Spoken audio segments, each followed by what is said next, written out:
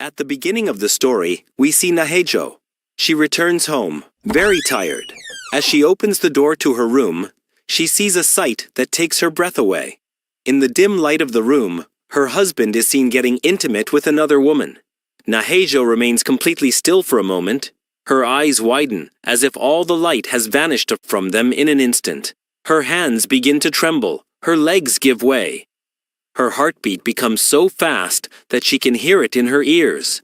But then, suddenly, she jerks her eyes open. She realizes it was all just a dream.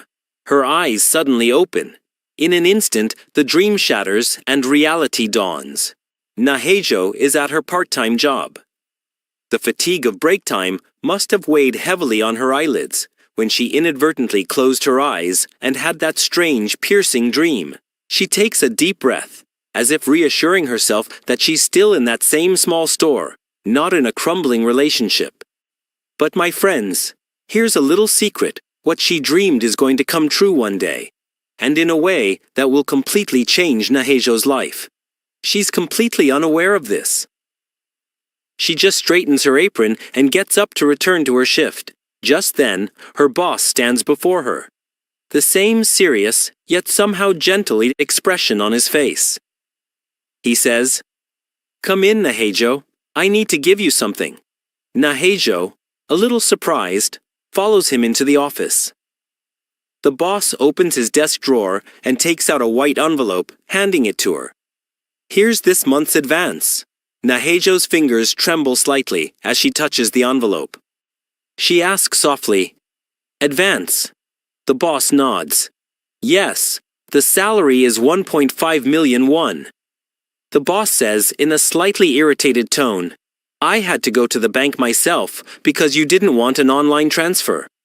But you're hard-working, and I don't want to lose you, so it's okay." There's anger and slight annoyance in his voice. He then asks, "Do you still need the money?" Nahejo says calmly, "The interest rate is too high. I can't repay the loan." The boss replies, "But your husband has started a job." Nahejo says softly, "It's just an apprenticeship. The salary is very low. Almost nothing." With that, she gets back to work. The boss stands there, watching her, perplexed. A while later, while working in the shop, Nahejo sees a happy couple. Their smiles, their ease, everything touches her. She thinks, people in love always seem happy. Be it their first love or their second, there's a glow on their faces. Perhaps youth is what gives them the courage to love again, even when their hearts are broken. Then a question slowly arises in her mind. Then Nahejo curses herself, thinking, "Is this why the love of my life is gone? Because I'm no longer young." A moment later, she composes herself and says to herself, "Look, Nahejo, you're very beautiful.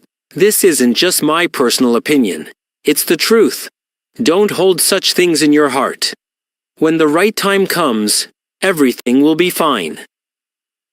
Just then, her colleague comes in briskly and says a little angrily, "Look, why is everyone calling me auntie?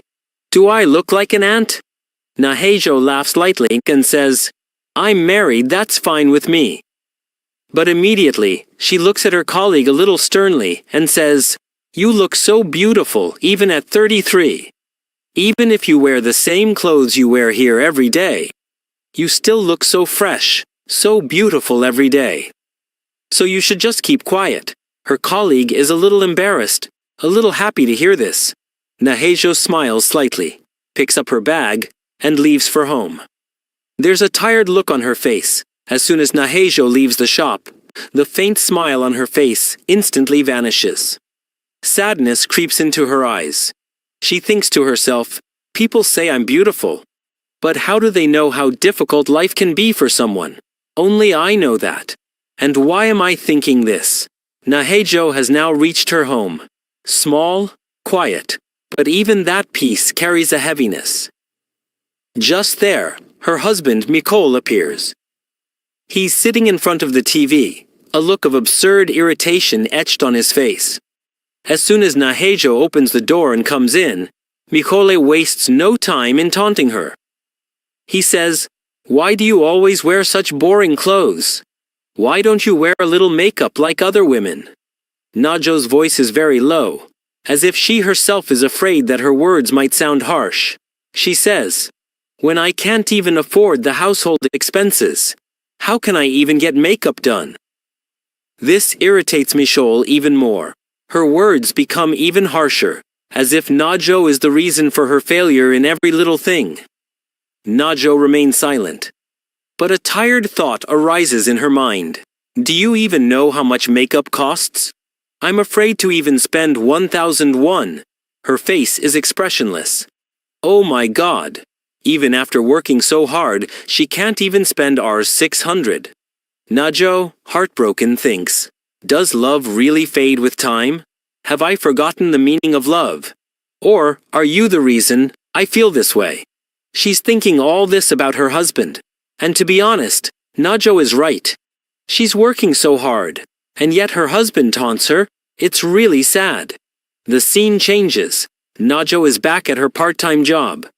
Her co-worker asks, surprised, "You work at the butch shop on Sundays, then as a receptionist at a motel, and now here at the flower shop. Are you a machine?" Najo responds emotionlessly. "Quickly put on an apron.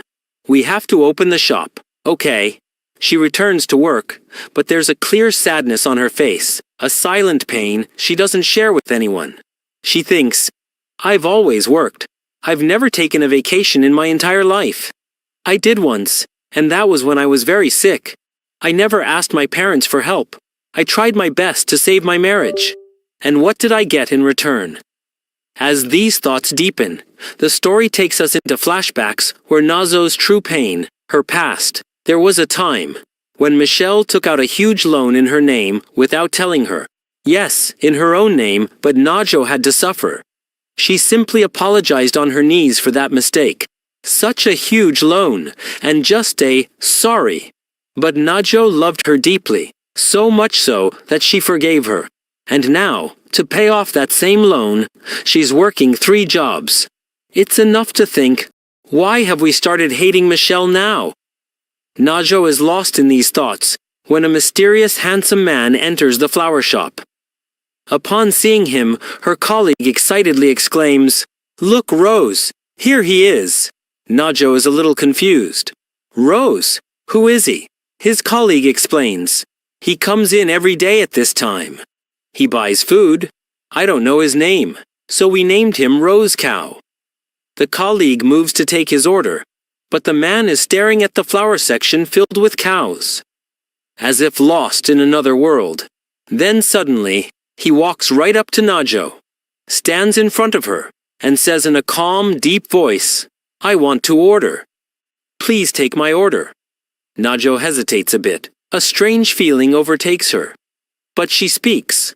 "Rose?" A faint smile appears on the man's lips.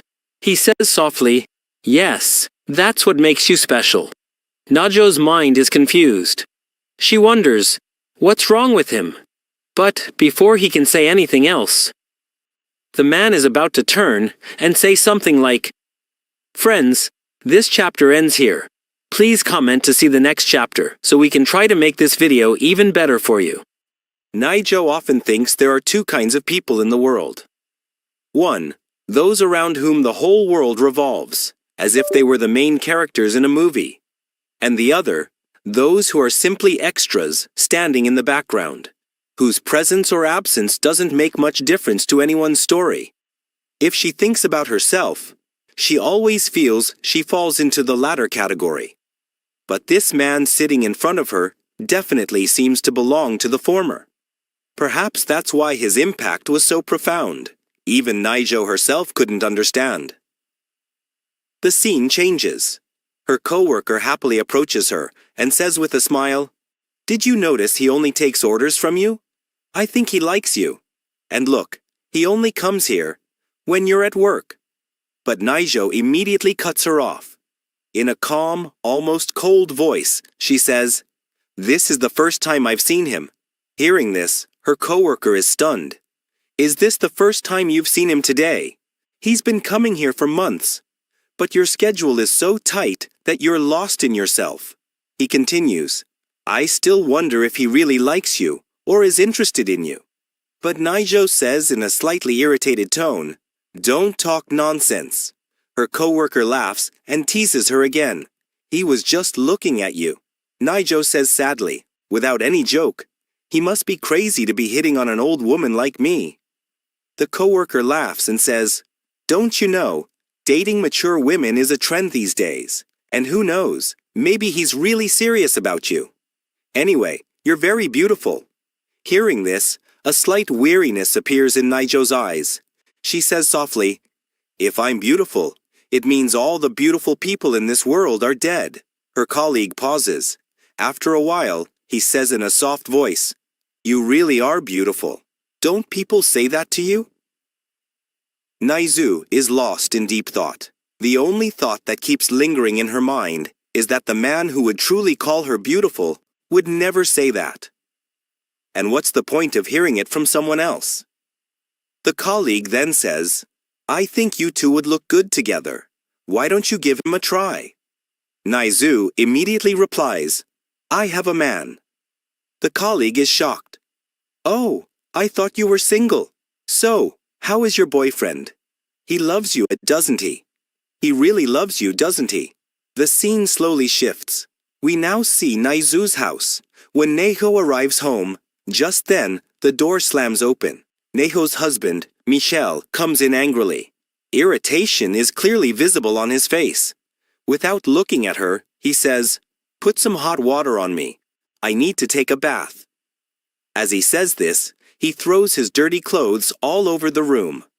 Neho silently bows her head and begins picking them up. There's a look of tiredness on her face and a long silence in her heart. Michel returns from the shower. He sees Neho sleeping. He stares at her for a while, then comes over and attempts to get closer to her. But as he touches her, a sudden thought comes to his mind. She doesn't even work out. Yet, how does her figure remain so perfect? Why does she feel so soft? I can't remember anything else. But why isn't she reacting? He asks softly, are you sleeping? Naizu replies softly, no. Michel's face immediately tenses. He says irritably, then why aren't you reacting? Why are you lying there like a doll? You don't know? A wife's job is to please her husband. Naizu says, almost in a whisper, I'm a little tired. This makes Michel even angrier. His tone becomes harsher. He says, it's not just you being tired. Stop what you're doing. I don't want to do all this. And then he turns away and goes back to sleep. Tears flow silently from Naijo's eyes. She falls asleep while crying. The next morning. The next scene is in the morning. Naijo wakes up without her alarm. The clock strikes 6. She gathers herself and goes to the kitchen to prepare dinner for Michel. Not even time for a bath, not even a sip of water, because Michel has a habit of demanding a new dish every morning. He always eats hot food. Naijo walks very carefully, very slowly, because Michel can't stand even the slightest noise early in the morning. She cooks, slowly puts away the dishes, finishing her kitchen chores with bated breath. And through it all, she doesn't cook anything for herself. With no time left, she leaves for her part-time job on an empty stomach. Our Naijo's life is very difficult. So difficult that she can't even cook for herself. Waking up early every morning to cook for others, fulfilling the needs of others, and leaving for work on an empty stomach has become a habit for her. The scene changes. We are now at her part-time job. A small flower shop, where a faint floral fragrance lingers. The same strange man, whose eyes look at Naijo differently, is standing in front of her again. Naijo asks in a low but respectful voice, Sir, do you want a bouquet of 10 roses again? The man replies with a slight smile, Yes. Naijo begins to write the receipt, but at that very moment, a loud noise comes from her stomach. Her face fills with embarrassment. She lowers her gaze. She thinks, maybe he didn't hear the voice, and she secretly prays that's the case. But the man leaves the shop for a while without saying anything. Naijo watches him go. There's no hurry in his movements, but something seems unspoken. A little while later, he returns. He takes his order and walks out without a word. Naizu watches him go, and then her eyes fall on the counter. He's left something behind. She goes over and looks, and finds a sandwich there. Just one sandwich that he had quietly left behind.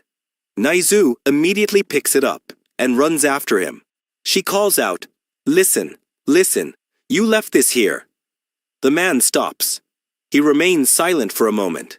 Then, looking into her eyes, he says softly, "Actually, this is a gift for you." Naizu is startled. She says in a panic, "No, no, I can't take this." The man asks with a slight smile, "Are you refusing because you have nothing to drink?" Then he extends his coffee cup to her and says, "I've just taken a sip of this. And don't worry, it's not poisonous. You can drink it."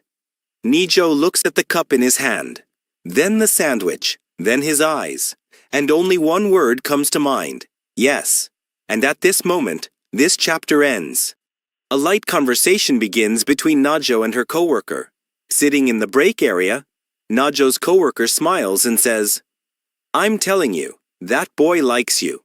Look, he deliberately left sandwiches here for you and even got you coffee. If you don't say he likes you, then who else will you say he likes you?" Najo slowly lowers her gaze, then gets up and examines her face in the small mirror in front of her. In the mirror, she sees her tired eyes, faded skin, and slight wrinkles. She sighs sadly and thinks, "I look so old.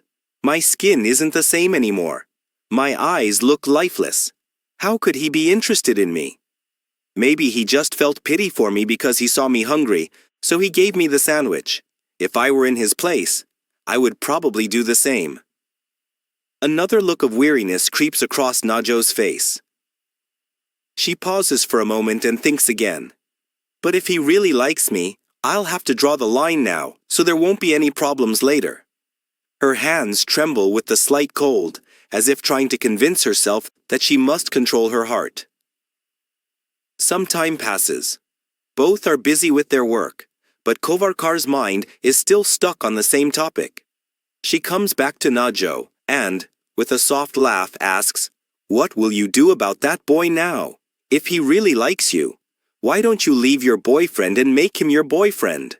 Upon hearing this, Najo's face suddenly hardens. She replies with a slight annoyance, "He's not my boyfriend, he's my husband."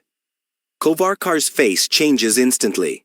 Her smile disappears, and the atmosphere becomes completely awkward. She says hurriedly, "Oh, sorry, I didn't know you were married. I thought you were still in a relationship. Why don't you explain things properly, Najo?" As soon as she finishes speaking, the scene suddenly goes into a flashback. Flashback. Mikol and Nahejo. Mikol stands in the yellow glow of the house lights, filled with anger. There's irritation on his face, and a harshness in his voice. "Don't tell everyone we're married. We divorced anyway because of the loan. So, don't tell people. What will people say about me? That I'm still living with you even after the divorce?" Nakole stands before her, her eyes slightly moist, but her voice completely calm. As if she's heard all this countless times before. Mikol's words leave a piercing chill in the air. And the flashback slowly fades. Scene in Minkol's office. Minkol is working in his office. A new girl passes by and offers him coffee and looks at him with a slight smile. Minkol returns the smile as if lost in another world. A little while later, it's break time. Minchol is standing outside smoking a cigarette with his colleagues. Smoke wafts through the air, and the atmosphere of conversation suddenly lightens. One of his colleagues asks him, "That new girl keeps looking at you. Have you noticed? And yes, you're 33 now, right? You should get married. You're still single, aren't you?" With a deep, almost dark smile, Minchol says without hesitation, "Yes, I am single." The colleague immediately says, "So, why don't you try it on her?" Taking a puff of his cigarette, Michol confidently says, Yes, why not? The scene cuts here. Scene changes evening.